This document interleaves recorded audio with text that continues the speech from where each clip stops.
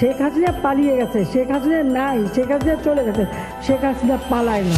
আপনারা সবাই জানেন যে গতকালকে মাননীয় প্রধানমন্ত্রী সকল ব্যবসায়ীদেরকে নিয়ে একটি বৈঠক ডাক দেন। সেখানে তিনি বলেন যে তাকে নিয়ে নাকি গুজব ছড়ানো হচ্ছে, সে নাকি পালায় না। ওকে ফাইন, মাননীয় প্রধানমন্ত্রী আমরা মেনে নিলাম যে আপনি পালান না। এখন আপনারা স্ক্রিনে যে ছবিটি দেখতে পাচ্ছেন, চলেন এই ছবিটি নিয়ে আপনাদের সাথে কিছু কথা বলি। আপনারা সবাই দেখতে পাচ্ছেন যে মাননীয় প্রধানমন্ত্রীর পিছনে একটি লোক দাঁড়িয়ে আছে। এই লোকটি কে কোথাকার আপনাদেরকে এখনই আমি ক্লিয়ার করে দিচ্ছি। মাননীয় প্রধানমন্ত্রী ধরা খেয়ে গেছেন আপনি রঙ্গিলা জালে এসএসএফ অনার কনফারেন্সে কখন এই টুপি পরে না, ড্রেস ব্লু, পুলিশ তো কখনই আপনার পিছনে থাকে না। আমার লাইফে আমি কখনো দেখি নাই। লোকটার চেহারা তো মাশাআল্লাহ দাদা বাবু। ওপর থেকে ভিডিও কনফারেন্স করে আমাকে পালস চেক করতেছেন। আপনি কি সেনাবাহিনী ও পাবলিকের পালস চেক করতেছেন? গণভবন দখল এখন ফরজ হয়েছে, সব ভণ্ডামি বাইরে হয়ে যাবে। রাসূল সাল্লাল্লাহু আলাইহি সাল্লাম থেকে বর্ণিত, সে যদি কখনোই সফল হবে না যারা তাদের শাসনভার কোনো নারীর হাতে অর্পণ করে। বুখারী খণ্ড 10 হাদিস 6618 অধ্যায় ফিতনা। ঢাকা শহরে গত কয়েকদিনে আইন শৃঙ্খলা বাহিনী, ছাত্রলীগ ও যুবলীগের হামলায় কত মানুষ মারা গিয়েছে তার কোনো হিসাব নেই। বিভিন্ন হাসপাতালের মৃতদেহ তালিকাভুক্ত করার